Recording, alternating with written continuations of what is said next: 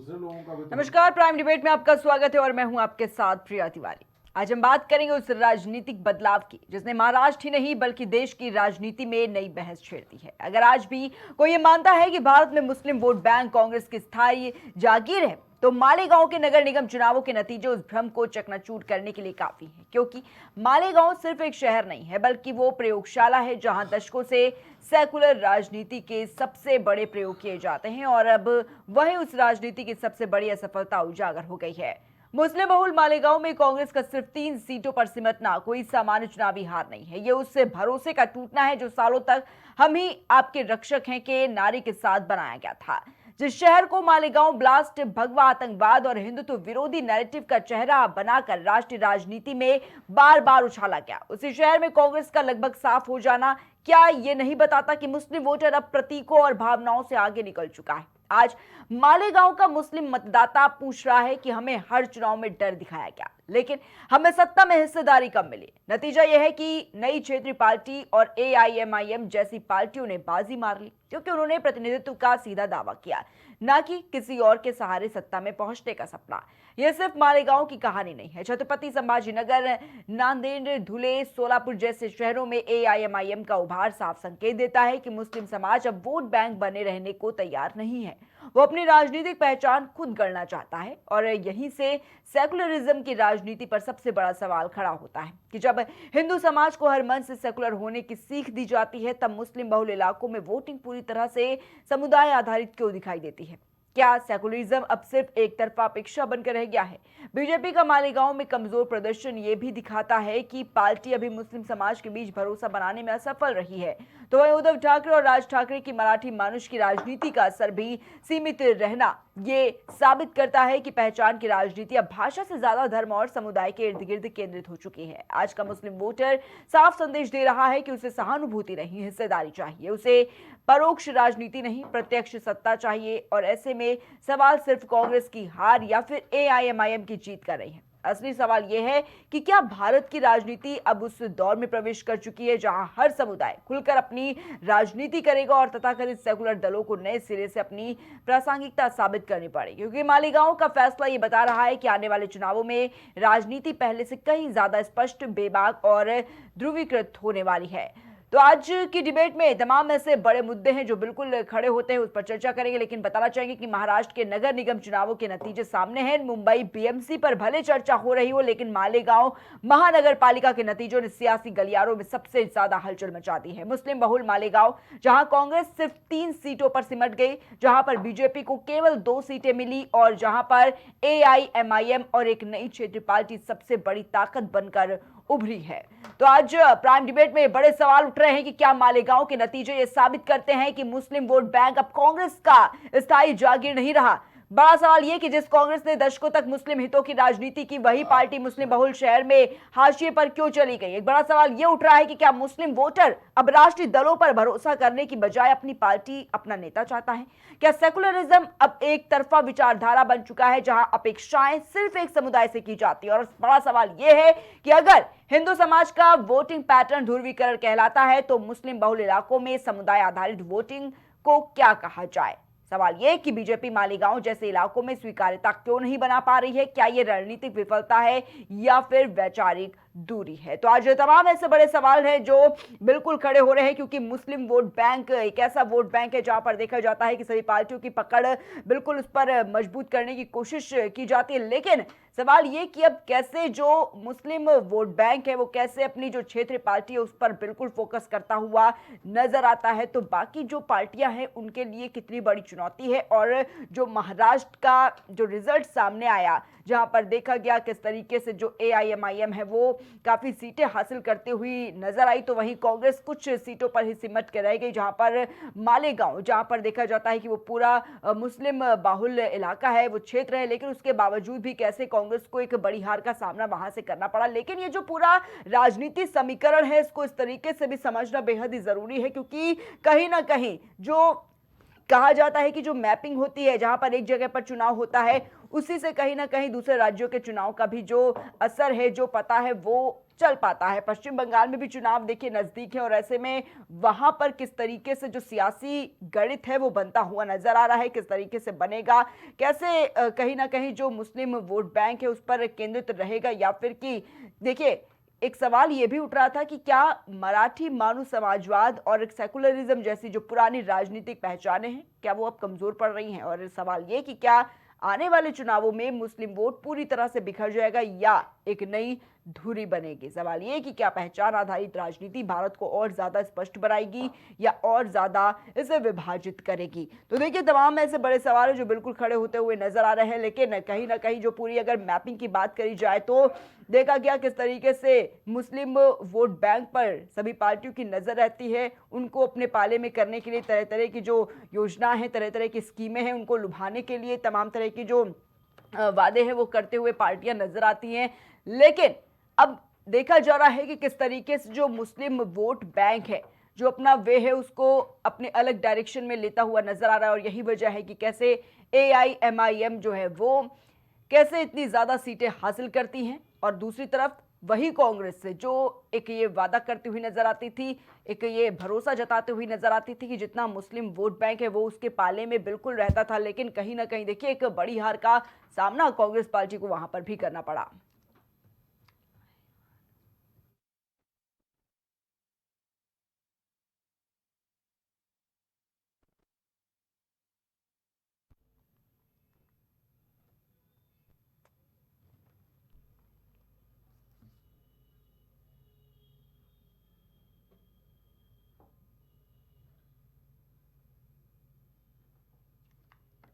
तो देखिए मुस्लिम वोटर्स का एजेंडा साफ है, अपनी पार्टी और अपना नेता। इससे पहले काफी ज्यादा देखा गया कि मुस्लिम वोट बैंक किस तरीके से बिखरता हुआ कभी कभी पर नजर आया, कहीं कहीं पर देखा गया कि एक बड़ी पहचान बनाता हुआ नजर आया। लेकिन क्या ये एक बड़ा सवाल है कि AIMIM जिस तरीके से एक बड़ी जीत हासिल करती हुई नजर आई है, किस तरीके से जो आगामी चुनाव है उसमें बाकी पार्टियों का जो गणित है वो बिगाड़ने का काम अज़ुद्दीन ओवैसी की जो पार्टी है वो करेगी। तो आज चर्चा इसी पर कि कैसे जो राजनीतिक बदलाव देखने को मिल रहा है महाराष्ट्र में नहीं वो पूरे देश की राजनीति में एक बहुत बड़ी बहस छेड़ता हुआ नजर आ रहा है। और अगर आज भी कोई ये मानता है कि भारत में मुस्लिम वोट बैंक कांग्रेस की स्थायी जागीर है तो मालेगांव के नगर निगम चुनावों के नतीजे उस भ्रम को चकनाचूर करने के लिए काफी है, क्योंकि मालेगांव सिर्फ एक शहर नहीं है बल्कि वो प्रयोगशाला है जहां पर दशकों से सेकुलर राजनीति के सबसे बड़े प्रयोग जो है वो किए गए, और अब वही उस राजनीति की सबसे बड़ी असफलता भी उजागर हुई है, क्योंकि मुस्लिम बहुल मालेगांव में कांग्रेस का सिर्फ 3 सीटों पर सीमित ना कोई सामान्य चुनावी हार नहीं है, ये उस भरोसे का टूटना है जो सालों तक हम हैं आपके रक्षक के नारे के साथ बनाया गया था। जो शहर को मालेगांव ब्लास्ट, भगवा आतंकवाद और हिंदुत्व विरोधी नैरेटिव का चेहरा बनाकर राष्ट्रीय राजनीति में बार बार उछाला गया, उस शहर में कांग्रेस का लगभग साफ हो जाना क्या ये नहीं बताता कि मुस्लिम वोटर अब प्रतीकों और भावनाओं से आगे निकल चुका है। तो आज इसी पर चर्चा करेंगे। पैनल पर हमारे साथ खास गेस्ट जुड़ चुके हैं और सबसे पहले हम आपको उनसे परिचय करवा देते हैं। हमारे साथ भारतीय जनता पार्टी से स्टूडियो से गौरव उपाध्याय जुड़े हुए हैं। गौरव जी बहुत बहुत स्वागत आपका। हमारे साथ कांग्रेस पार्टी से रवि प्रताप सिंह जी जुड़े हुए हैं। रवि जी बहुत बहुत स्वागत आपका। हमारे साथ वरिष्ठ पत्रकार नरेंद्र श्रीवास्तव जी स्टूडियो से जुड़े हुए हैं। नरेंद्र जी बहुत बहुत स्वागत है आपका। और राजनीतिक विश्लेषक हमारे साथ आदर्श सिंह जी जुड़े हुए हैं। आदर्श सिंह जी आपका बहुत बहुत स्वागत है। सबसे पहले नरेंद्र श्रीवास्तव जी, मेरा सवाल आपसे, नरेंद्र श्रीवास्तव जी, जिस तरीके से मुस्लिम वोट बैंक जिस पर देखा जाता है कि सभी पार्टियों की बड़ी नजरें रहती हैं, और अब वही वोट बैंक किस तरीके से देखा जा रहा है कि इधर उधर ना भटक कर अपनी ही क्षेत्रीय पार्टी पर फोकस करना, और यही वजह है कि महाराष्ट्र का मालेगांव जो पूरी तरीके से मुस्लिम बाहुल क्षेत्र है वहां पर किस तरीके से AIMIM की बड़ी जीत होती हुई नजर आई है, तमाम सीटें हासिल की है। दूसरी तरफ कांग्रेस जो ये दावा करती थी कहीं ना कहीं कि मुस्लिम वोट बैंक पर उसका पूरा फोकस है, उसकी पूरी पकड़ है, लेकिन कुछ ही सीटों पर वो सिमट कर रह गई। देखिए ऐसा है कि ये स्वाभाविक प्रक्रिया है। हिंदू चाहता है कि हमारे लोग जीते, मुस्लिम अब चाहने लगा है कि हमारे लोग जीते। पहले मुस्लिम किसी को वोट दे देता था क्योंकि वो अपने बल पर किसी प्रत्याशी को जिताने की क्षमता में नहीं रहता था। अब उसको धीरे धीरे समझ में आ रहा है कि नहीं, हम अपने बल पर लोगों को जिता सकते हैं, तो वो वैसा काम कर रहा है। लेकिन मालेगांव के परिणाम से, मालेगांव नगर निगम चुनाव के परिणाम से पूरे देश की स्थिति का आकलन नहीं लगाना चाहिए। मालेगांव की स्थिति दूसरी है। वहाँ पर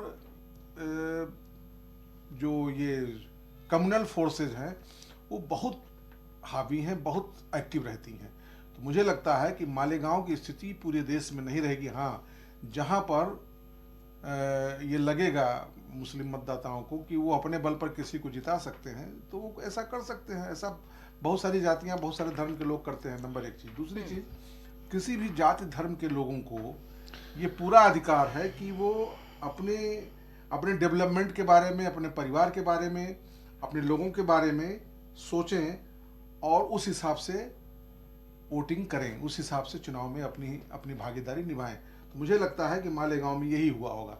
दूसरी चीज, जहां तक कांग्रेस की बात है, कांग्रेस के नेतृत्व के प्रति सामान्य लोगों का विश्वास लगातार घटता जा रहा है। मैं तो ये नहीं कहूंगा कि खत्म हो गया है, लेकिन लगातार घटता जा रहा है और इसके बारे में कांग्रेस को ही सोचना चाहिए।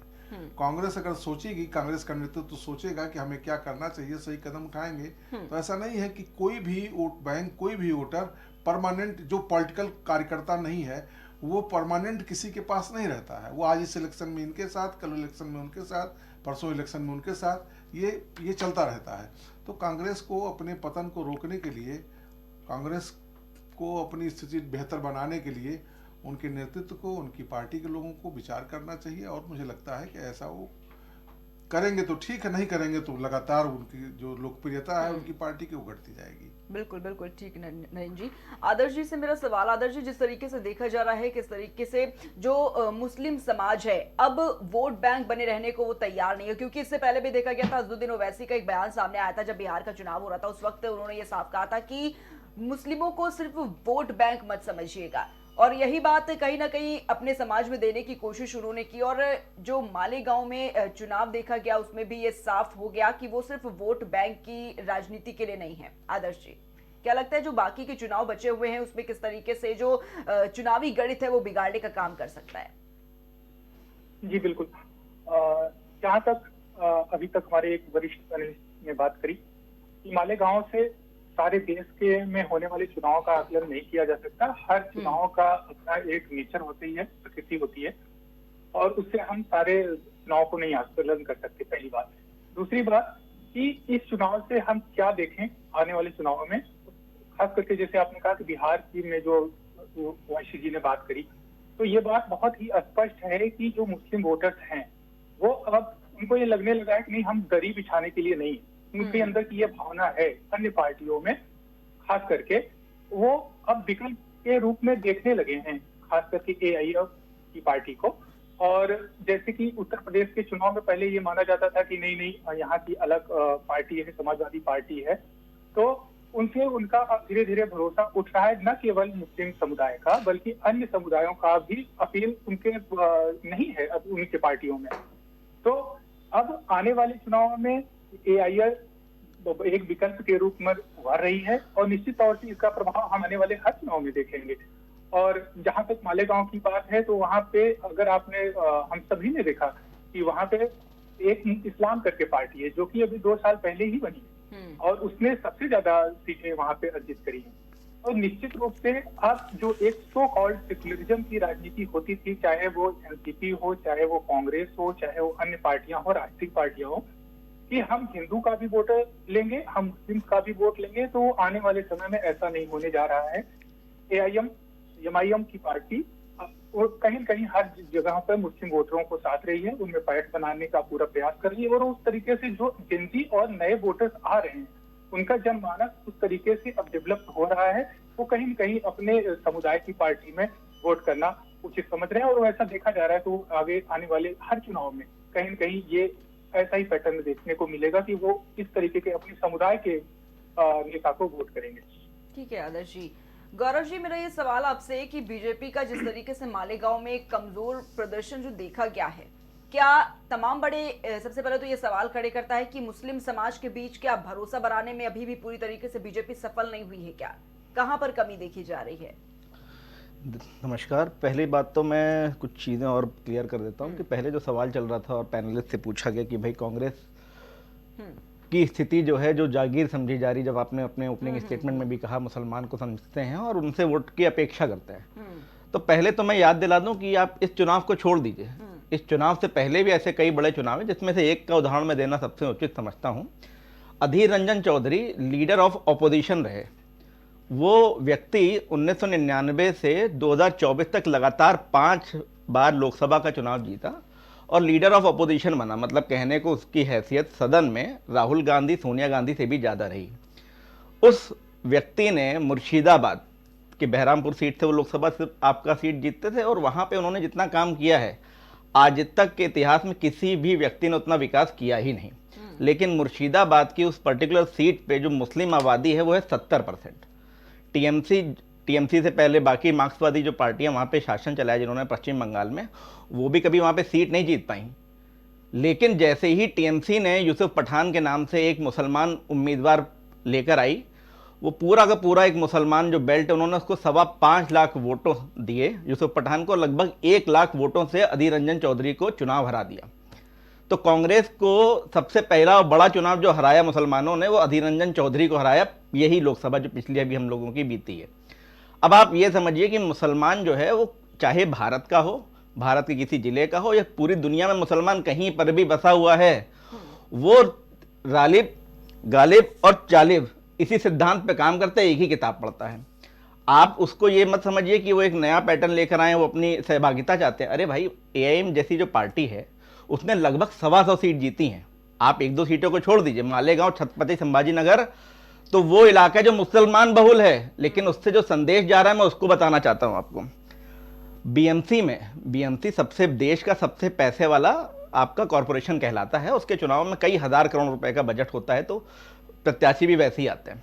अब ओवैसी जी को आप ये मत समझिए कि वो सिर्फ एक छोटी राजनीति करके मुसलमान जगह में सिर्फ मुसलमान उम्मीदवार उतार के और चीजें कर रहे हैं, वो ऐसा नहीं कर रहे, उससे भी बड़ा खेल खेल रहे हैं। क्योंकि ओवैसी जी जो है वो जिन्ना के चेले हैं। जैसे जिन्ना ने विभाजन की राजनीति करी और साथ में हिंदू का एक पर्टिकुलर वोट बैंक तोड़ा।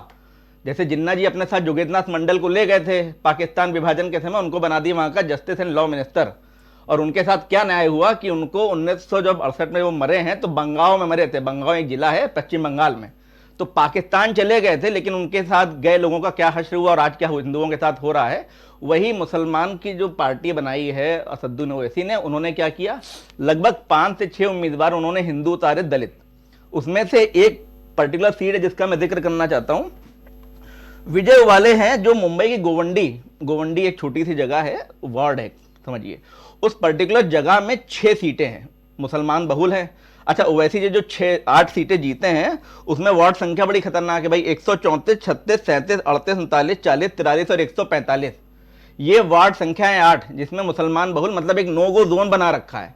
उस नो गो जोन को उन्होंने विभाजन कर रखा और उसके अंदर उन्होंने अपने एक भाई हिंदू उम्मीदवार उतारे। अब उन्होंने पर्टिकुलर ये भी दिखाने की कोशिश करी कि हम सिर्फ मुसलमानों की पार्टी नहीं, हिंदुओं की पार्टी भी है, धर्मनिरपेक्ष पार्टी भी है। तो ओवैसी जी एक लंबे चीजों पे काम कर रहे हैं। देश का मुसलमान एक छोटी चीजों को आप मत समझिए कि वो अपना पहचान चाहता है। अरे भाई, हर व्यक्ति इस देश में जो है वो अपनी सहभागिता चाहता है, फिर चाहे वो SC ST का वर्ग हो, हिंदुओं में काट दिया, अहमदिया मुसलमान हो, पसमंदा मुसलमान हो, शिया मुसलमान हो, सुन्नी मुसलमान हो, लेकिन हर व्यक्ति अपना चाहता है। लेकिन जो खास तौर पे जो एक धर्मनिरपेक्ष पार्टी की आप बात करते हैं कांग्रेस, उसने इस देश में विभाजन कर दिया।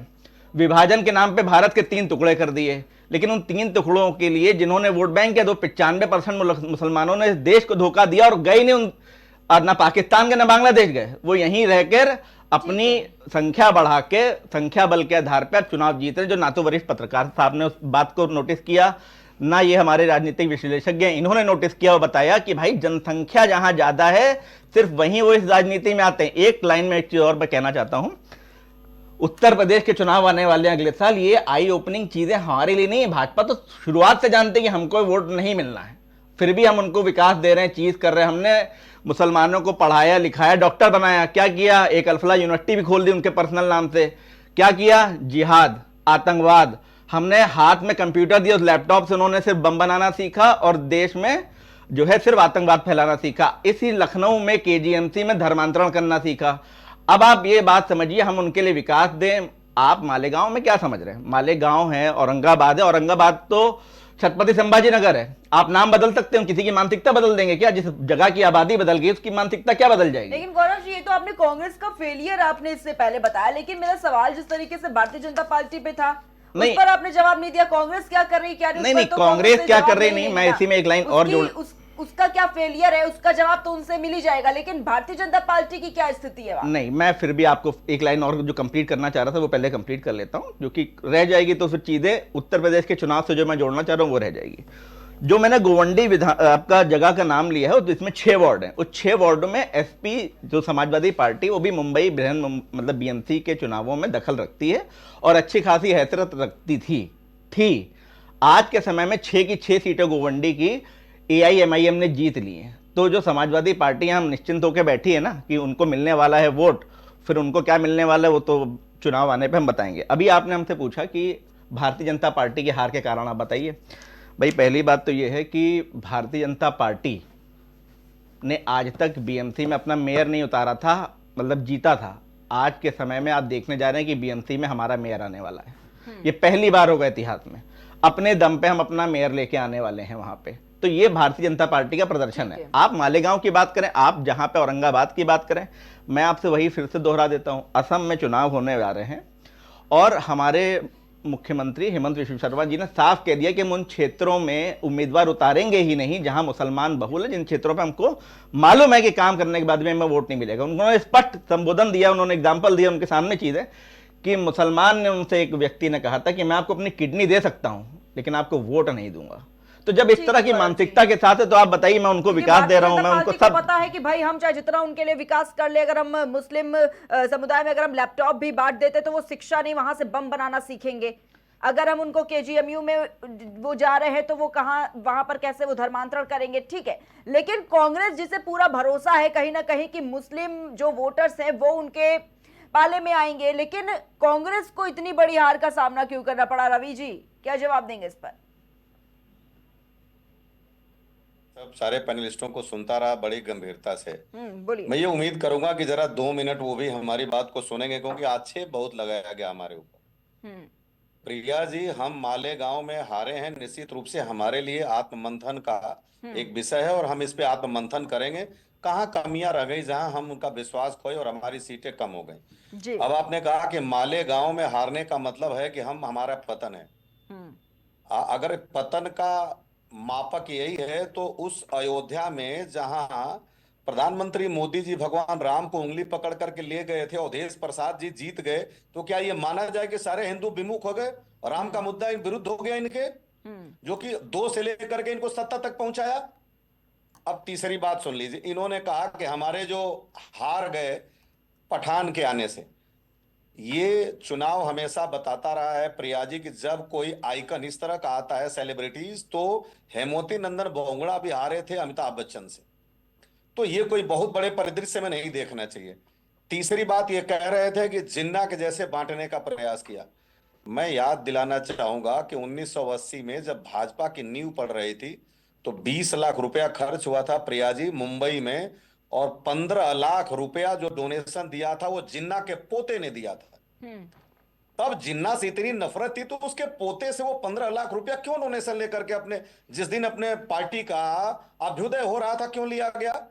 जिन्ना का नाम सिर्फ लोगों को गुमराह करने के लिए लिया जाता है। अगर जिन्ना से इतनी नफरत थी तो नुस्ली वाडिया जो उनके पोते थे उनसे 15 लाख रुपया क्यों लिया? ये इतिहास में है। अगर मुस्लिमों से इतनी थी तो सिकंदर वक्त को अपने संविधान के पार्टी के निर्माता में क्यों डाला इन्होंने? देखिए, हमारे ऊपर जो आरोप लगता है कि हम मुसलमानों के एक मुस्तैद रक्षक हैं, उसके पीछे बड़ा ठोस कारण है। एक सच्चर कमेटी की रिपोर्ट आई थी जिसमें यह कहा गया कि हमारा उस समय लगभग 17.5% प्रतिनिधित्व मुसलमानों का था, लेकिन वो नेशनल परिदृश्य में केवल 3.5% उनकी सहभागिता थी। तो जब मनमोहन सिंह ने ये कहा था कि जो सबसे ज्यादा आवश्यकता जिसकी है, जो सबसे ज्यादा पिछड़े हैं, उनको विकास की धारा में लाने के लिए इन मूलभूत सुविधाओं पे पहला अधिकार है, इसको तोड़ करके मरोड़ करके दिया गया कि हम तुष्टीकरण की राजनीति करते हैं। हमने कभी भी तुष्टीकरण की राजनीति नहीं की।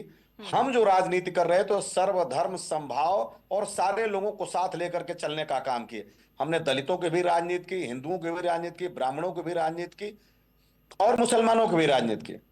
मेरे भाई अभी अभी कह रहे थे कि इन्होंने 3 देशों को बांटने का काम किया।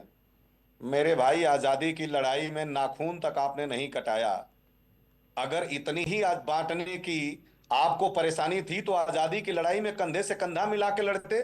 आप तो क्विट इंडिया मूवमेंट को कुचलने की बात कर रहे थे, फजलुल हक के साथ गवर्नर को चिट्ठी लिख के। और 1923 में ही आपके जो पैतृक पुरोधा हैं सावरकर जी, उन्होंने कहा था कि इस देश में 2 देश बसते, एक हिंदू एक मुसलमान। और 1937 के अहमदाबाद अधिवेशन में भी कहा कि इस देश में 2 देश बसेंगे, यानी द्विराष्ट्र सिद्धांत का प्रतिपादन आपने किया। तीसरे देश को हमने तो तब तोड़ा जब हमारे यहाँ रिफ्यूजी आ रहे थे और हमारे यहाँ की जो डेमोग्राफी बदलने का काम हो रहा था। आप अभी कह रहे थे कि इन्होंने जनसंख्या बढ़ाई। आपको मैं याद दिलाना चाहूंगा कि जब हम आजाद हुए 1947 में तो 35 करोड़ आबादी हमारे देश की थी, जिसमें 5 करोड़ मुसलमान थे और 28 करोड़ से ज्यादा हिंदू थे और 1 करोड़ में बाकी और धर्म थे। आज मुसलमान करीब 22 करोड़ में है, उनकी जनसंख्या जो बढ़ी है 4.4 बढ़ी है और हिंदुओं की जनसंख्या बढ़ी है 4.57। तो आपका ये तर्क कि ये शादियां ज्यादा करते हैं, बच्चे ज्यादा पैदा करते हैं, अगर वो 25-25 बच्चा पैदा करते, डेमोग्राफी बढ़ाते तो उनका जनसंख्या का प्रतिनिधित्व तो कम से कम 10 हो जाना चाहिए। लेकिन डेटा कहता है कि उनकी जनसंख्या बढ़ी आजादी से आज तक 4.4 और हमारे हिंदुओं की बढ़ी 4.57। तो आपको अपने गिरेबान में झांक के देखना चाहिए। अब रही बात कि ये कह रहे हैं कि हम उनको वोट क्यों मांगे जो हमको वोट नहीं देंगे। आपको अपने गिरेबान में झांक के देखना चाहिए कि इस देश में जब 20% आबादी जिसकी है लगभग, और वो एक तबका आपसे इतना नफरत करता है आपके क्रियाकलापों से, तो ये आपके लिए सोचने का विषय है। आपको आज भी देश में केवल 36% लोग ही वोट आपको देते हैं और आपके पूरे एनडीए गठबंधन को 43% वोट मिलता है। बाकी जो वोटें मिलती हैं वो आपके विरोध में पड़ती है 57%। तो आप इस गुमान में न रहें कि पूरा देश आपका इस्तकबाल कर रहा है, पूरा देश आपका जय जयकार कर रहा है। निश्चित रूप से आप आज जिस तरह से ये एक वानगी दिखा रहे हैं राजनीति की कि आप हाशिए पे किसी पर्टिकुलर जात विशेष को करेंगे तो वो अपना मसीहा या रहनुमा ढूंढेगा। और लोकल बॉडीज का चुनाव कुछ और होता है, प्रदेश स्तर का चुनाव कुछ और होता है और देश स्तर का चुनाव कुछ और होता है। लोकल बॉडीज में निश्चित रूप से मतदाता यह सोचता है कि हमारा वो बंदा चाहिए जो हमारे साथ रोज रोटी और बेटी का संबंध रखता है। लेकिन जब वही प्रदेश स्तर का चुनाव होता है तो देखता है कि हमारा विकास कैसे होगा, और जब देश स्तर का होता है तो उसके नजर में तमाम चीजें आती है, इसमें आर्थिक नीति, विदेश नीति और तमाम चीजें भी आती हैं। तो अब आप अगर एक छोटे से मालेगांव के चुनाव को देख करके और हमारे पतन की वानगी का इतिहास लिखेंगे तो ये निश्चित रूप से आपको भी याद दिलाएगा कि जिस हिंदुत्व से आप आज सत्ता में हैं, 2 से और रथ लेकर के आडवाणी जी आए थे उस राम के भरोसे, उसी राम की नगरी में देवतुल्य जनता ने आपको नकार दिया। तो आपको तो राजनीति छोड़ देनी चाहिए, क्योंकि आप तो राम के भरोसे ही चल रहे थे भाईजान।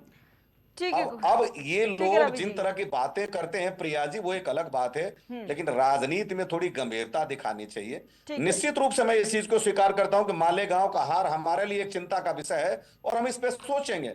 लेकिन इनको जो मुंबई कह रहे थे 2017 में 82 जीते थे, अभी 89 जीते हैं, कोई बहुत बड़ा रचनात्मक परिवर्तन नहीं आया। अभी भी देखिए 2.5 साल के बाद पे इनकी बात चल रही है कि मेयर कौन होगा, लेकिन ऐसा ये दिखा रहे हैं जैसे इन्होंने मुंबई में कायाकल्प कर दिया और सब कुछ इन्हीं के पास हो गया।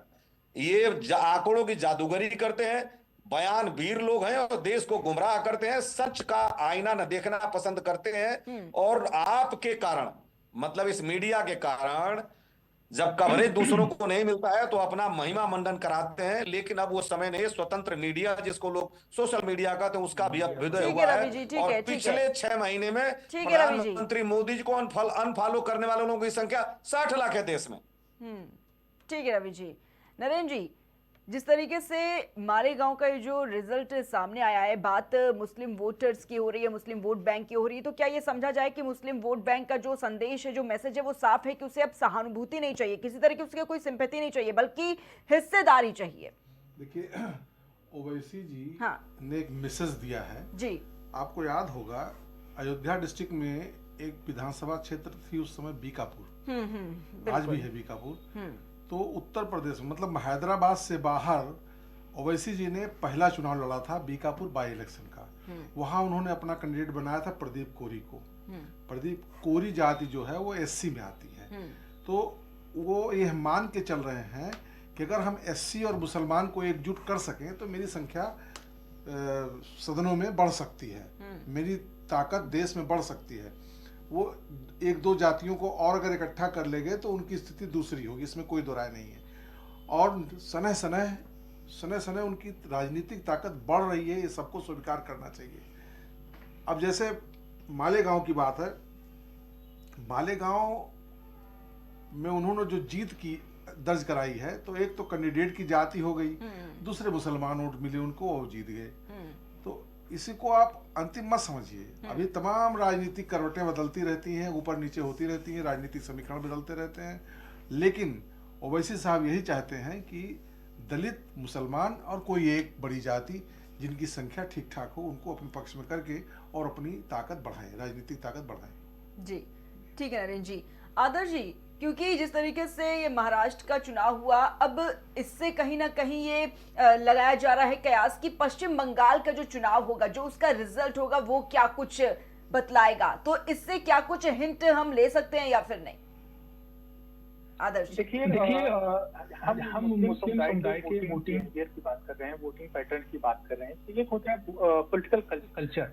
पॉलिटिकल कल्चर किसी भी वोटर का उसकी नवजात कहने की बालपन से ही विकसित होने लगता है कि वो परिवार में क्या सुन रहा है, क्या देख रहा है, क्या समझ रहा है। तो इस पे बहुत अच्छी बातें बाबा साहब ने अपनी पुस्तक थॉट्स ऑन पाकिस्तान 1940 में कही थी, और वो बाद में उसका दूसरा संस्करण 1945 में आया जी, तो पार्टीशन ऑफ इंडिया करके, जिसमें उन्होंने टू नेशन थियरी की बात अभी भाई साहब कर रहे थे कांग्रेस के प्रवक्ता, कि उन्होंने उसमें समर्थन किया है उसका। आपकी आवाज रिवर्बरेट कर रही, बोल रही, मुझको वापस नहीं पड़ रही मेरी आवाज। ठीक है आपका जी ठीक है, बोलिए जी। तो बाबा साहब कहते हैं कि जो ये मुस्लिम समुदाय है, क्योंकि उन्होंने लॉजिक दिया है टू नेशन थ्योरी को वो सपोर्ट क्यों करते हैं अपनी पुस्तक में। वो कहते हैं कि मुस्लिम समुदाय को लेकर के जो गांधी जी ने, जो कांग्रेस ने काम किए हैं, सब निरर्थक हैं, और अगर टू नेशन थ्योरी को ये अप्लाई करते हैं तो एक भी मुस्लिम भारत में न रहे और एक भी हिंदू पाकिस्तान में न रहे। तो उस तरीके से अगर पार्टीशन करेंगे ये, तो ये एग्जीक्यूट किया जा सकता है, अदरवाइज विभाजन करने का कोई मतलब नहीं है। उनका यही कहना था, उसके पीछे वो लॉजिक देते हैं। और वो सारी बातें चल करके 1947 में जब देश आजाद होता है तो कश्मीर में वो सारी चीजें दिखती हैं। उन्होंने कहा कि मुस्लिम समुदाय का ये नेचर है कि वो दारुल हर्ब और दारुल जो इस्लाम की बात होती है, तो वो भारत को दारुल हर्ब बनाएगा। मेरी आवाजें अभी भी मुझको ही सुनाई पड़ रही है, कृपया उसको करेक्ट करवाइए। ठीक है आदर्श जी, आपकी जो टेक्निकल इशू आ रहा है उसको बिल्कुल रिजॉल्व करवाया जा रहा है जी।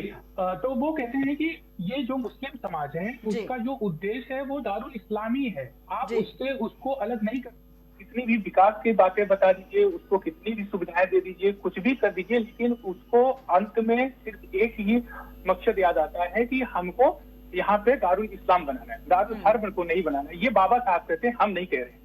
बाबा साहब ने इस पैटर्न के बेसिस पे ही कहा कि भाई टू नेशन थ्योरी में अगर डिवीजन हो रहा है तो एक भी मुस्लिम यहाँ नहीं होना चाहिए। और वो पैटर्न आज हम देख पाते हैं कहीं कहीं मुस्लिम समुदाय में। जो उनकी बातें थी, उन्होंने कहा कि ये मुस्लिम समाज ही देश के खिलाफ खड़ा हो जाएगा अगर कोई बाहर से कोई अफगानिस्तान मुस्लिम देश भारत पे आक्रमण करेगा। और वो सारी चीजें उन्होंने 45 में अपनी पुस्तक का दूसरा संस्करण आता है, 47 में हम देखते हैं कि वो बातें सच होती है। कश्मीर में मुस्लिम समुदाय के कुछ ट्राइब्स पाकिस्तान से ही मिलकर के अपने कश्मीर पर ही हमला करते हैं। तो वो एक समुदाय का नेचर है, उनके लिए अपना इस्लाम सबसे बड़ा है, वो उनके उद्देश्य में सबसे प्राथमिकता है।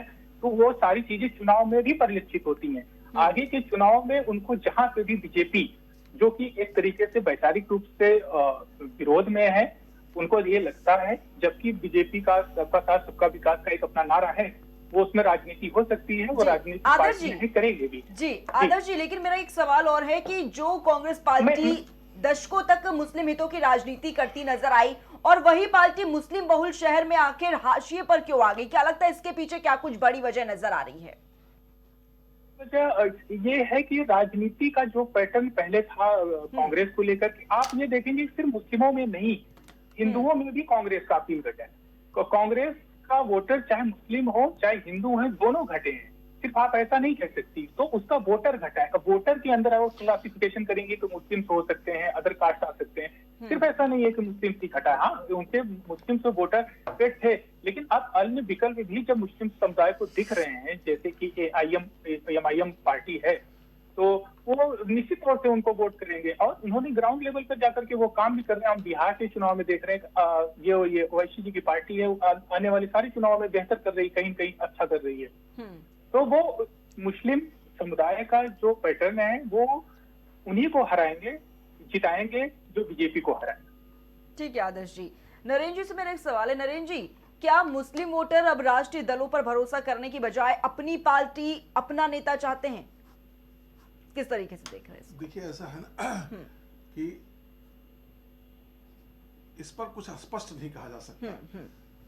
हर कोई चाहता है कि हमारी जो नियरेस्ट डियरेस्ट हैं वही जीते, बिल्कुल उन्हीं को जिताया जाए, तो वो भी ये चाहते होंगे। लेकिन एक मुश्त मुसलमान एमआईएम में चले जाएंगे ऐसा तो मुझे नहीं लगता अभी फिलहाल। आगे क्या हो गॉड नोज। लेकिन यह तय है कि अगर ओवैसी साहब बढ़ेंगे इसलिए कि उनके पास फंड की कमी नहीं है, उनको फंड की कमी नहीं है। और जब फंड ठीक ठाक रहता है तो आदमी मेहनत करके अपनी व्यवस्था ठीक करने में उसको मदद मिलती है। तो ओवैसी साहब अभी तो बंगाल में भी खेल करेंगे, वो अभी बंगाल में भी खेल करेंगे, और जो आने वाले चुनाव हैं उसमें भी उनका ठीक ठाक मामला रहेगा। बहुत सारी चीजें हैं जो चूंकि उसका प्रमाण आपके पास नहीं रहता है, और जिस चीज का प्रमाण न हो उस पर बात करना बड़ा अजीबोगरीब लगता है। नहीं करना चाहिए, बचना चाहिए। लेकिन ये तो तय है कि भले नगर निगम का चुनाव हो, भले छोटा चुनाव हो, लेकिन एक मैसेज तो मुसलमानों को दे दिया है उन्होंने, इसमें कोई दो राय नहीं है। गौरव जी। जी देखिए, मैं पहले तो कुछ चीज़ें जो है बहुत सारे सभी पैनलिस्ट ने कही, जिसमें आदर्श जी ने बहुत सारी चीज़ों को सिंपल भाषा में रखा कि मुसलमान किस तरह सोचता है, क्या करता चाहता है और क्यों कर रहा है। सबसे बड़ी बात है जो मैं कहना चाह रहा था, आदर्श जी ने बिल्कुल कम शब्दों में उसे समझाने का प्रयास किया कि मुसलमान एक बेसिक, जो मैंने एक लाइन में कही थी कि किताब को फॉलो करता है, जो कहा जाता है वो करता है, रालिब गालिब और चालिब, सिर्फ इसी चीज़ को, मतलब या तो धर्म परिवर्तन कर लो या मर जाओ, जिन्हें कहता है काट दिए जाओगे, या फिर भाग जाओ। मुर्शिदाबाद का मैं बार बार उदाहरण इसलिए देना चाहता हूँ, मालेगांव का उदाहरण इसलिए देना चाहता हूँ क्योंकि औरंगाबाद का भी, मतलब छत्रपति संभाजी नगर का भी उदाहरण सिर्फ इसलिए देना चाहता हूँ क्योंकि इन सभी जगहों पर जहाँ जहाँ मुसलमान बढ़े वहाँ वहाँ हिंदू कटे। सीधा सा उदाहरण है कि जैसे ही आज तक मुर्शिदाबाद में, वैसे अधीर रंजन चौधरी के समय पर अगर आप देखें तो कोई छुटपुट हिंसा नहीं हुई, बड़ी हिंसा का तो मतलब ही नहीं है। लेकिन जैसे ही एक मुसलमान उनका रहनुमा बन जाता है यूसुफ पठान के नाम पे, जिसने पूरे दंगे के दौरान एक बार पलट के भी नहीं गया, जबकि राज्य में भी उनकी सरकार थी, सुरक्षा की कोई दिक्कत नहीं थी कि भाई भाजपा जाती, ईडी जाती, सीबीआई की टीम जाती, तो उनपे पश्चिम बंगाल में हमला हो जाता है। खुद मुख्यमंत्री ममता बनर्जी खुद चल के घुस जाती हैं ईडी में और उनसे सामान छीन लाती हैं। लेकिन आपको मैं सिर्फ बताना ये चाह रहा हूं कि मुर्शिदाबाद, औरंगाबाद, मालेगांव, इन सभी जगहों पे दंगे हो चुके हैं। दंगों के दौरान लोगों ने देखा कि अपने ही देश में हिंदुओं को पलायन करना पड़ा। मैं पलायन शब्द का इस्तेमाल कर रहा हूँ। 1990 में बोला गया कि भाई मुसलमान जो है वो हमारे नहीं, साथ वाले नहीं, वो दंगाई आतंकवादी मुसलमान, उन्होंने कश्मीरी हिंदुओं को भगा दिया। देश फिर भूल गया कि भाई हमारे भाई हैं।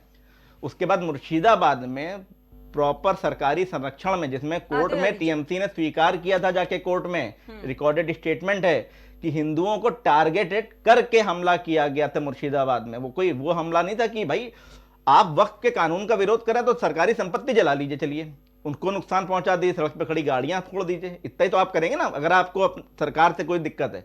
लेकिन आपने हिंदुओं के घरों को जलाया और बाकायदा मालदा में शिविर कैंप बनाना पड़ा था, वहां पे हिंदुओं को भाग के जाना पड़ा अपनी जान बचाने के लिए। इतने बलात्कार, इतनी हत्याएं हुई थी इसी देश में।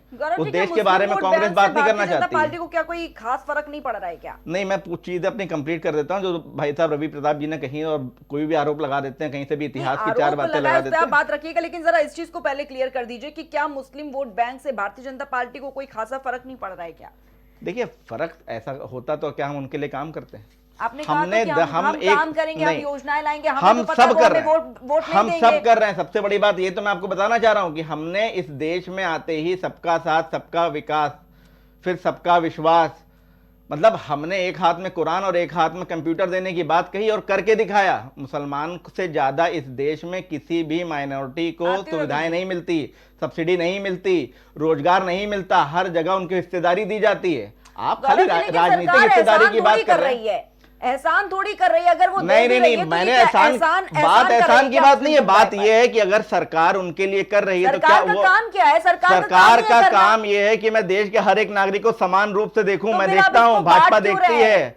नहीं, बांटने विभाजन की राजनीति फिर किस लिए? विभाजन की राजनीति करने वाला ओवैसी है। अगर भारतीय जनता पार्टी करती तो क्या मैं उन क्षेत्रों में विकास करता, लाइट पानी देता, जैसे पश्चिम बंगाल में होता है। साफ सुथरी सी जगह है जहां पे हिंदू बहुल इलाके, वहां लाइट नहीं दी जाती है, सड़कें नहीं बनाई जा रही हैं। कांग्रेस की ऐसी सी सरकार जिस जिस जिलों में है, हिंदू विरोधी कानून लेकर आते हैं। कर्नाटक में अपनी सरकार आते ही कांग्रेस की सरकार हिमाचल में क्या कर रहे हैं वो लोग? सरकारी जो लोग हैं, जो कई ऐसी विभाग हैं जहां पे भाई वहां तो सारे हिंदू है, उनका आप देखिए सैलरी नहीं बांटी जा रही, उसके विषय में कोई बात नहीं हो रही। जहां जहां कांग्रेस है वहां वो विभाजनकारी नीतियों का काम कर रही है, सिर्फ पार्टी को फंड मुहैया कराना। नेशनल हेराल्ड एक ऐसा अखबार है जिसे कोई नहीं पढ़ता, जानता नहीं। आज की जनरेशन नेशनल हेराल्ड का नाम तक नहीं सुनती। अगर सुब्रमण्यम स्वामी ने उसके ऊपर केस ना कर रखा होता, रोज उनकी डेट लगती है एसोसिएटेड जर्नल लिमिटेड के ऊपर, तो मैं बताना चाह रहा हूं वो सिर्फ फंड वहां पे डाइवर्ट कर रहे हैं, विज्ञापन दे रहे हैं। अरे 5,000 करोड़ से ज्यादा का विज्ञापन कर्नाटक ने दे दिया।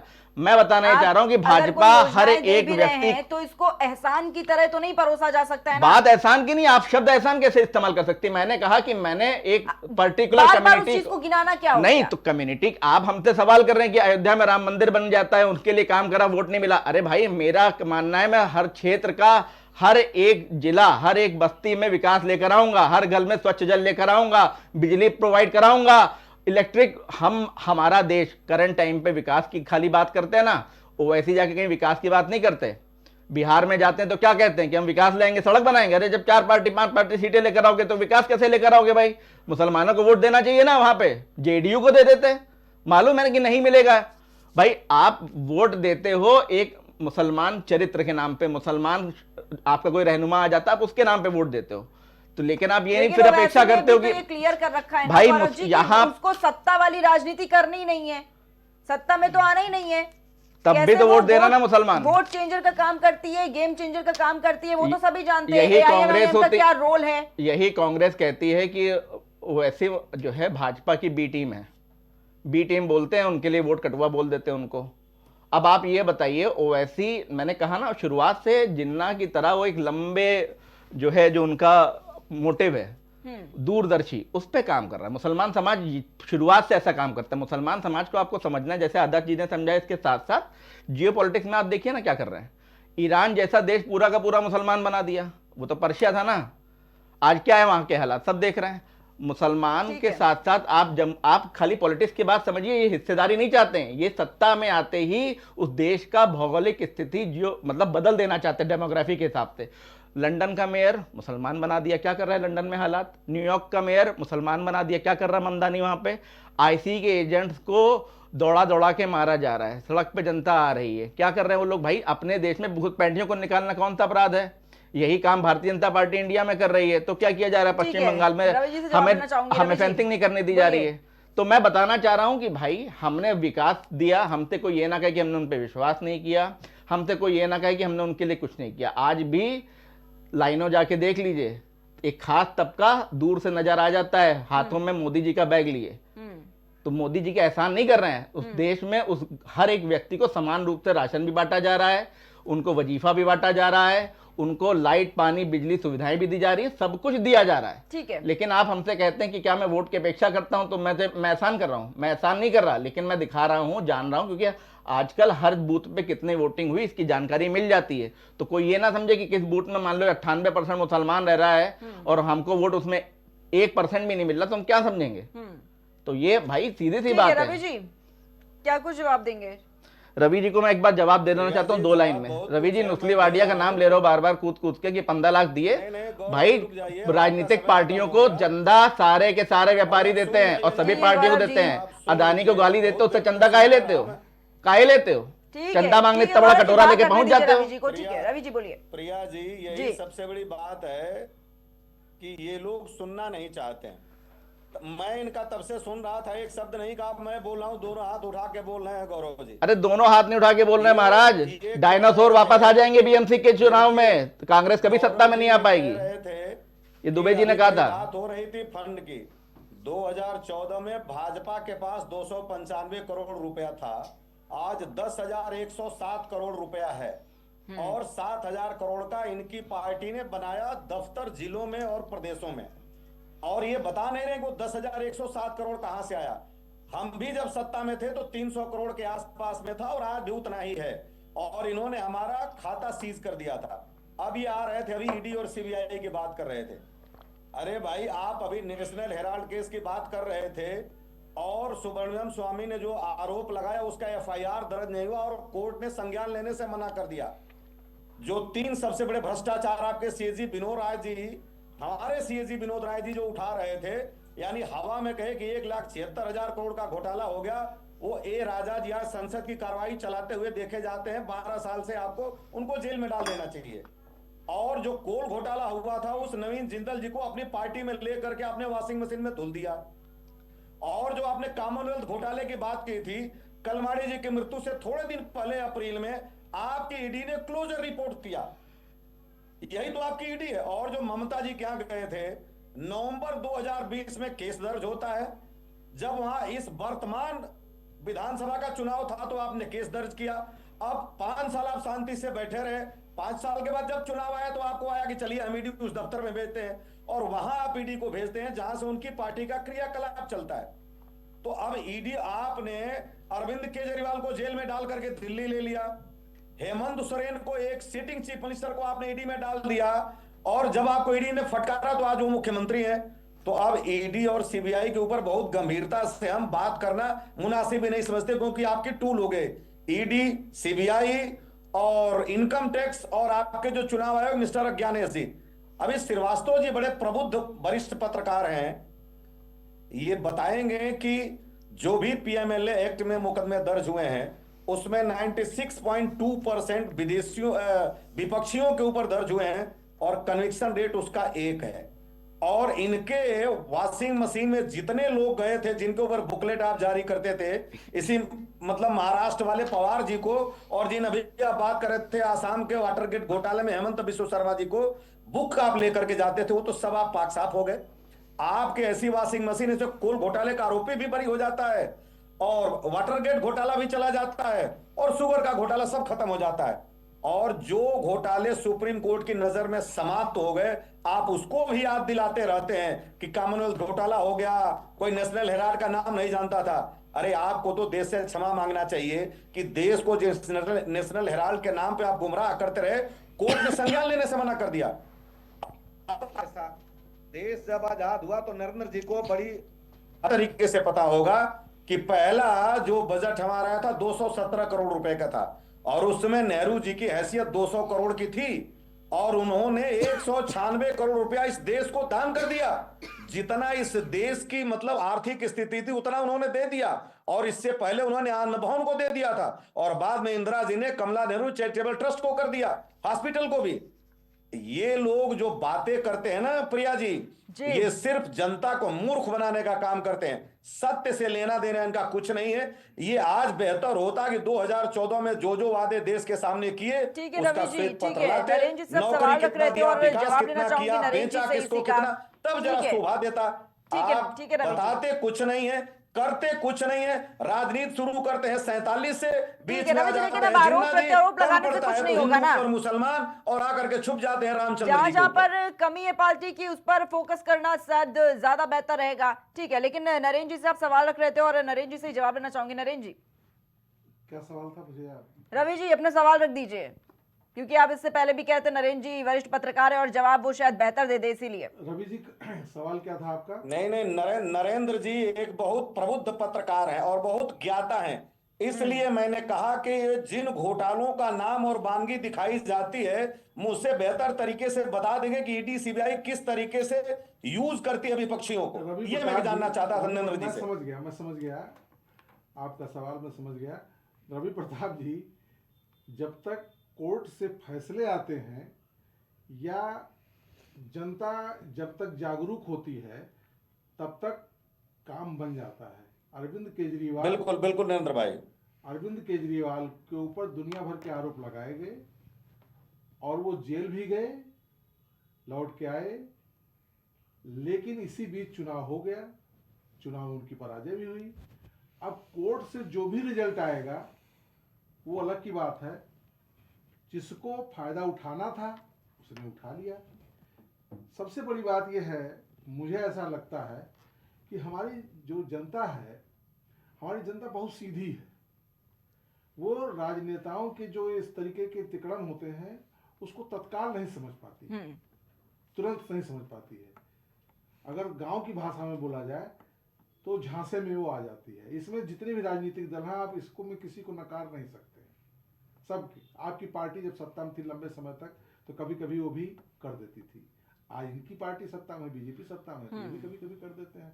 लेकिन अगर किसी के ऊपर करप्शन के चार्जेस लगे हैं और वो कोर्ट से छूटता है तो एक कानून यह भी आना चाहिए कि चार्ज लगाने वाला भी दंडित हो।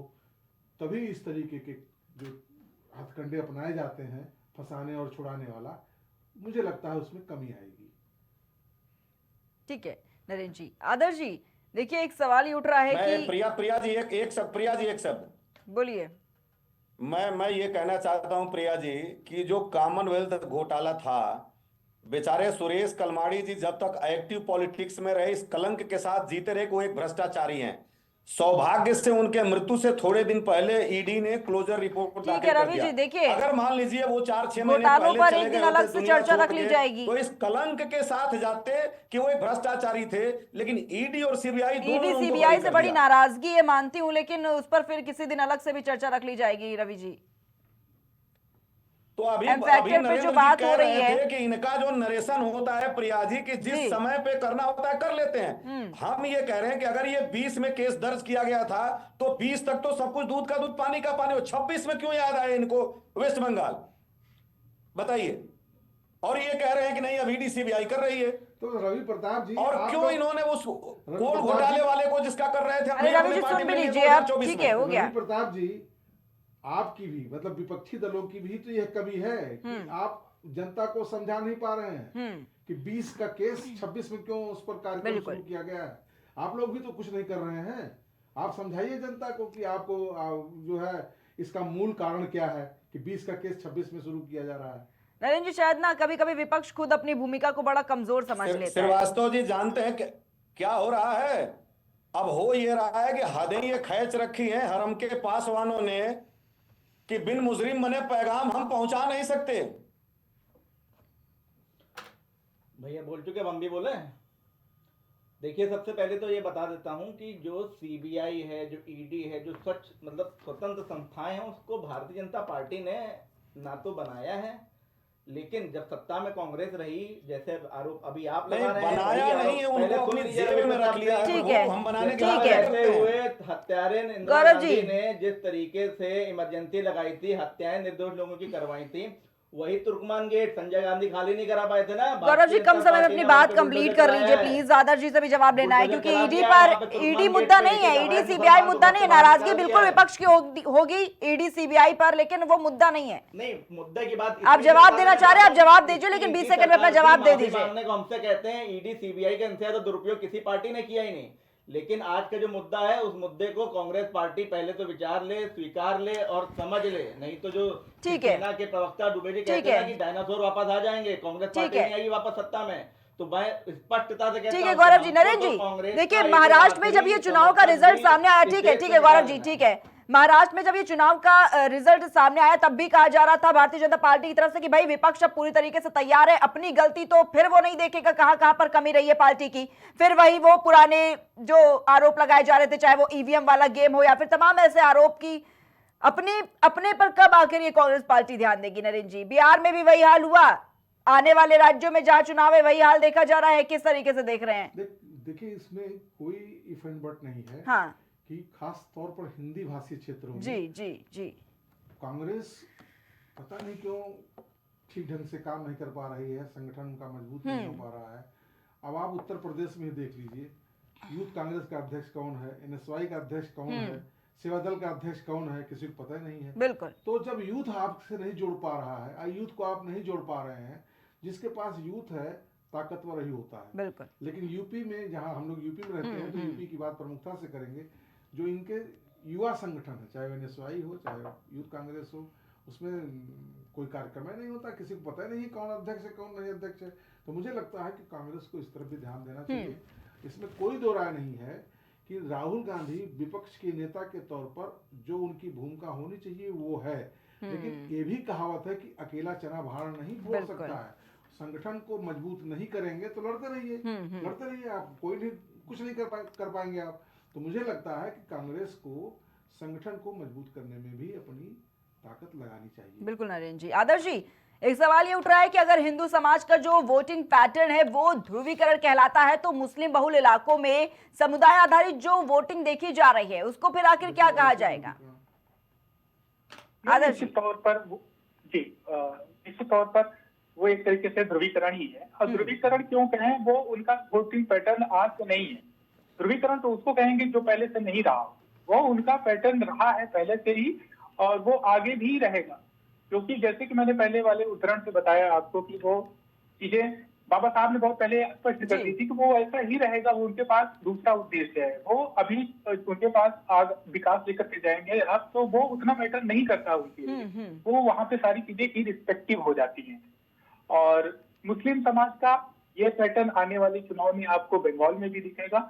वहां पे अगर उनको लगेगा कि ममता बनर्जी जी जीत रही हैं, वो जीत सकती हैं, तो वो उनको वोट करेंगे। और एआईएमआईएम की पार्टी अगर अच्छा करती हुई जिन जिन सीटों पर अच्छा करती हुई दिखेगी, वो वहां पे भी उनको जिता सकते हैं। इसमें कोई आश्चर्य की बात नहीं होनी चाहिए हमें आने वाले चुनाव में जो परिणाम दिखेंगे। बिल्कुल बिल्कुल आदर्श जी, लेकिन जी बोलिए। एक बात मैं और कह देना चाहता हूँ, हमारे वरिष्ठ पैनलिस्ट ने कही कि जैसे कि हम जब लोकतंत्र की बात करते हैं तो जितना सत्ता पक्ष जिम्मेदार होता है उतना विपक्ष भी जिम्मेदार होता है। अगर सत्ता पक्ष ईडी और सीबीआई और तमाम संवैधानिक संस्थाओं को लेकर के आक्रामक है या फिर गलत प्रयोग कर रहा है, तो फिर जनता किसके पास जाएगी? उसके लिए विपक्ष ही हमारा सहारा होता है। विपक्ष को भी उतनी ही मजबूती से जनता के साथ, जनता को भरोसे में लेकर के अपनी बातें लेकर के चले, तभी ये लोकतंत्र के लिए एक स्वस्थ लोकतंत्र का ये साइन होता है, एक सिंबल होता है, और ये ऐसे ही चलना चाहिए। मुझको लगता है विपक्ष अपनी भूमिका कहीं न कहीं अच्छे से नहीं निभा पा रहा है। लेकिन मेरा एक आखिरी और फाइनल सवाल ये है कि बीजेपी मालेगांव जैसे इलाके में जो स्वीकार्यता है वो क्यों नहीं बना पा रही है? क्या ये रणनीतिक विफलता कहलाई जाएगी या फिर क्या लगता है कि ये वैचारिक दूरी है? क्या कुछ जवाब है? आपका सवाल शुरुआत में स्पष्ट नहीं हुआ था, कृपया एक बार दोहराएं। जी कोई बात नहीं। आदर्श जी, मेरा ये सवाल था कि बीजेपी मालेगांव जैसे इलाकों में स्वीकार्यता क्यों नहीं बना पा रही है? क्या ये रणनीतिक विफलता है या फिर इसे वैचारिक दूरी की तरफ से देखा जाएगा? नहीं, वैचारिक दूरी नहीं है, रणनीतिक विफलता तो बिल्कुल भी मत कहिए। रणनीति तो बीजेपी से अच्छा इस समय कोई पार्टी नहीं बना के चल पा रही। मैं इसका एक एग्जांपल से आपको उदाहरण दूंगा। बनारस की कॉन्स्टिट्यूएंसी में भी 2024 में चुनाव हुए, मोदी जी के ही कॉन्स्टिट्यूएंसी में, वहां पे एक बूथ रहा है जहां पे बहुत सारे मुस्लिम मतदाता रहे हैं और बीजेपी के कार्यकर्ता भी रहे हैं वो। तो फिर बात घूम करके वही आ जाती है कि उनके बीजेपी के कार्यकर्ताओं ने भी, जो मुस्लिम रहे हैं, उन्होंने बीजेपी को वोट नहीं किया। तो अब इस स्थिति को आप क्या कहेंगे? तो जो तो कार्यकर्ता नहीं है बीजेपी के, वो तो बीजेपी को वोट नहीं करने जा रहे, चाहे बीजेपी उनको जो भी दे दे, जितना विकास दे दे, सब कुछ दे दे। तो वो, मैं ये उम्मीद नहीं लगा पाता, मेरा समझ ये नहीं कहती है कि बीजेपी को आने वाले समय में कहीं ना कहीं ये उम्मीद है कि वो मुस्लिम को वोट पा पाए। ऐसा मुझको नहीं दिख रहा है। मुस्लिम समाज उन्हीं को वोट करेगा जहां पे उनके समुदाय के नेता, उनके हितैषी, वो बीजेपी को खास करके हराने वाले कैंडिडेट जीत रहे होंगे, मुस्लिम समुदाय उन्हीं को वोट करेगा। ठीक है आदर्श जी। नरेंद्र जी, मेरा एक फाइनल सवाल है और उसका फाइनल जवाब देना चाहूंगी कि एक लाइन कही जा रही है कि पश्चिम बंगाल के चुनाव को लेकर कि ममता के मुस्लिम वोट बैंक में रिस्क है और मोदी का जो हिंदुत्व है वो फिक्स है। देखो, ये जो है चुनाव में यह पैटर्न बहुत खतरनाक है। आगे चल करके ये बड़ा विभत्स रूप ले सकता है कि धर्म के आधार पर वोटिंग हो जी। और बंगाल में भी ओवैसी का कुछ न कुछ खेल तो होगा, इसमें कोई दो राय नहीं है। और लगातार वो अपना प्रभाव बढ़ाने की कोशिश कर रहे हैं, राजनीतिक प्रभाव बढ़ा भी रहे हैं। बिहार के चुनाव में भी बढ़ा उनका, मालेगांव वाला देख ही रही है, बिल्कुल हो रही है। तो ये ओवैसी की कोशिश है कि दलित और मुसलमान जो कांग्रेस के वोट बैंक रहे हैं शुरू में, दलित भी उनको वोट देता था और मुसलमान भी वोट देते थे, उसी पर ये अपना पूरा केंद्रित किए हुए हैं ओवैसी जी, ऐसा मैं मानता हूँ। और जिस दिन एक बड़ी जनसंख्या की कोई जाति इनके साथ जुड़ जाएगी, उस दिन ये राजनीति, भारत की राजनीति में जबरदस्त बदलाव आएगा। लेकिन मुझे ये लगता है कि वो बदलाव देश के लिए अच्छा नहीं कहा जा सकता। जी ठीक है नरेंद्र जी, चर्चा को यहीं पर समाप्त करेंगे। बहुत बहुत धन्यवाद आप सभी का। मैं कहना चाहूंगा, उसके बाद चर्चा समाप्त करिए। महोदय ने कहा था कि जो है यूथ क्यों नहीं कांग्रेस से जुड़ रहा है।